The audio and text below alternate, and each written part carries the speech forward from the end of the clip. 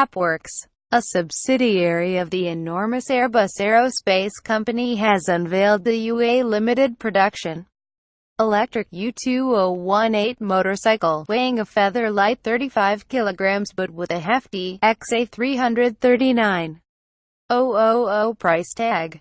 AppWorks say the bike has a top speed of 50 miles per hour, accelerates to 30 miles per hour in 3 seconds, and travels for 35 miles before needing recharging. AppWorks is making 50 light riders. A U20 AC 2000 deposit secures your place in the